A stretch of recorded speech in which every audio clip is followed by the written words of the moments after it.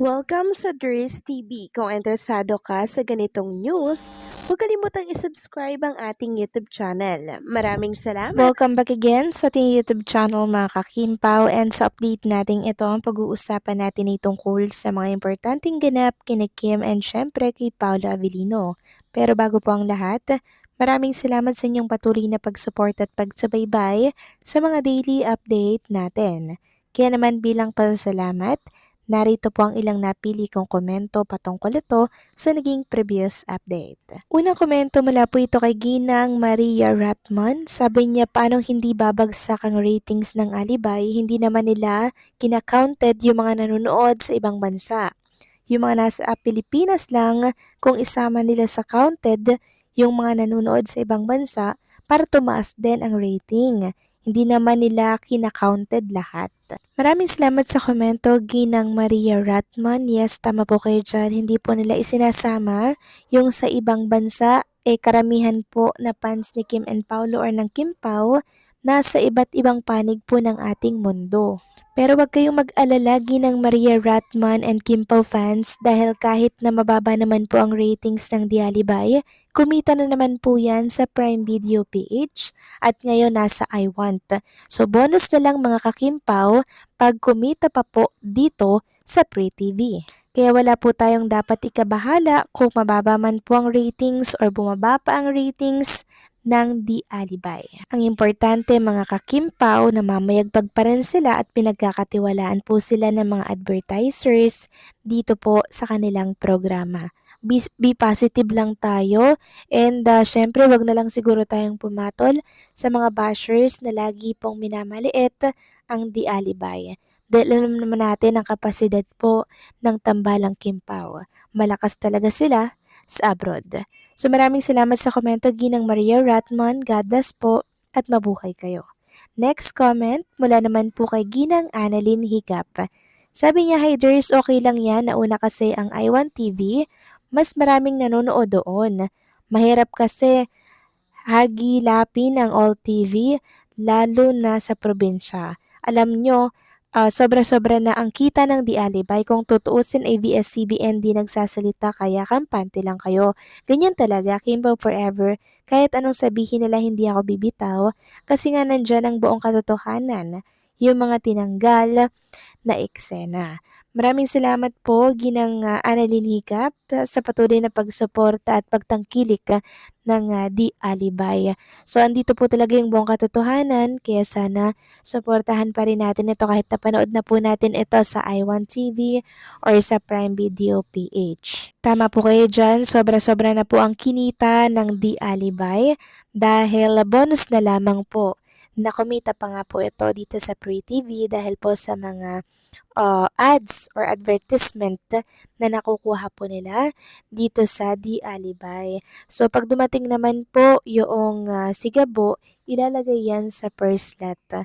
So yun po ang mga kalaban ng pinagmamalaki nilang sangre. Tanggap ko na second slot na lang ang Kim Pao or ang Di Alibay since doon naman talaga dapat sila, 'di ba?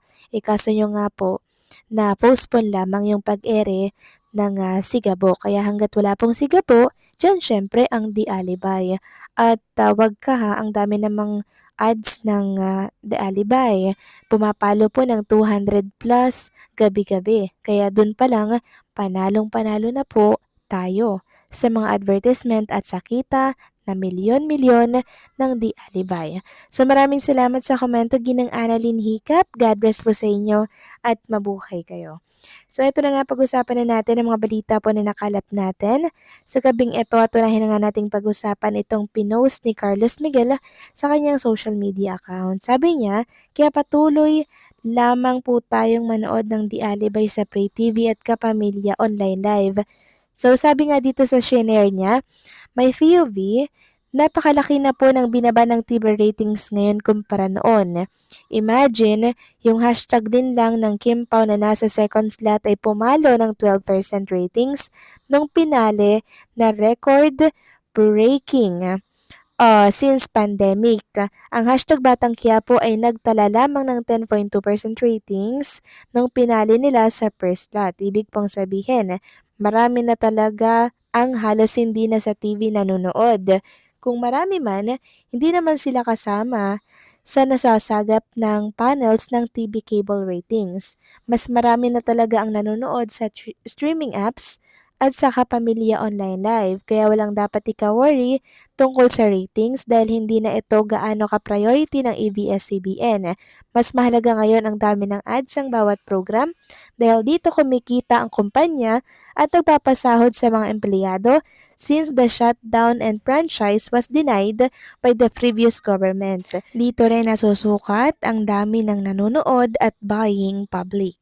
Ito pang isang dahilan mga kakimpaw kung bakit talagang lumalagapak ang ratings ng Di Alibay. Sabi po ni Sheshe, sa dami ng nanonood sa streaming at advanced episodes, hindi na lang TV ratings ang basihan ng kasikatan. Patuloy na pinag-uusapan ng alibay na Kim at Paolo Avellino, iba na ang dynamics ng panonood ngayon dahil napalabas na ito sa Prime Video at may 7 days advance streaming sa I1TFC.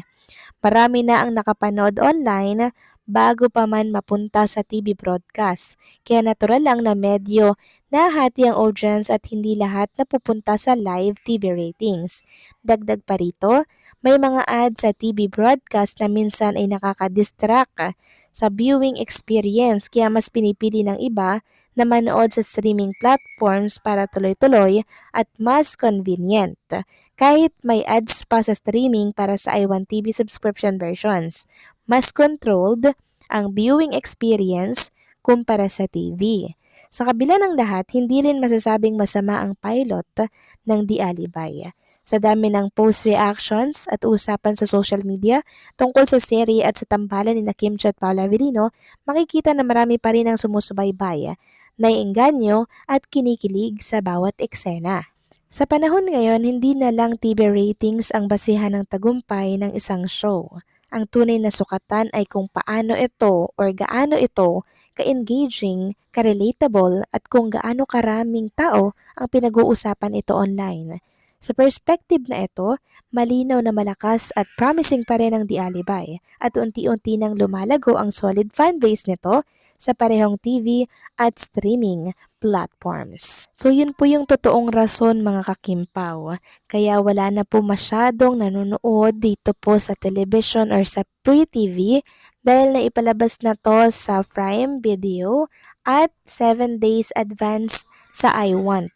At karamihan sa online na po nanonood yung ibang mga netizen. Para nga naman hindi na po madistract ng TV commercial sa panonood. Pero hindi nila alam na malaking tulong po ito para sa Di Alibay at sa ABS-CBN. Kaya huwag nang malungkot dahil ito po talaga ang rason mga kakimpaw kaya bumagsak ang ratings ng Di Alibay.